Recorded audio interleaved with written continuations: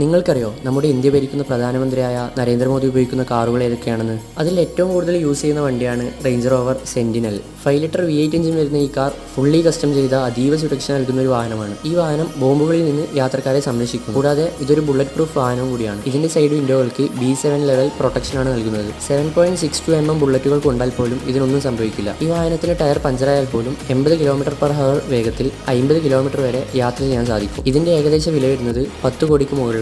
പിന്നെയുള്ളത് ഒരു land cruiser 200 ആണ്. 4.5 ലിറ്റർ V8 എഞ്ചിൻ വരുന്ന ഈ കാറിന്റെ ഓൺ റോഡ് പ്രൈസ് വരുന്നത് 2 കോടിക്ക് മുകളിലാണ്. പിന്നെയുള്ളത് മെഴ്സഡീസ് മേബാക്ക് S650 ഗാർഡ് ആണ്. 6 ലിറ്റർ V12 എഞ്ചിൻ വരുന്ന ഈ കാറും ഒരു ബുള്ളറ്റ് പ്രൂഫ് വാഹനമാണ്. ബോംബുകളെയും ഫ്യൂൽ ടാങ്ക് തീ പിടിക്കുന്നതിനെയും നേരിടാൻ ഇതിന് സാധിക്കും. ഇതിൽ സാറ്റലൈറ്റ് ഫോണുകൾ, ജാമറുകൾ, അടിയന്തര ഓക്സിജൻ സിലിണ്ടറുകൾ എന്നിവ അടങ്ങിയിരിക്കുന്നു. ഇതിന്റെ ഏകദേശ വില വരുന്നത് 12 കോടിക്ക് മുകളിലാണ്. പിന്നെയുള്ളത് ഒരു ഫോർച്യൂണർ ആണ്. കാറിന്റെ ഓൺ റോഡ് പ്രൈസ് വരുന്നത് 45 ലക്ഷം രൂപയാണ്.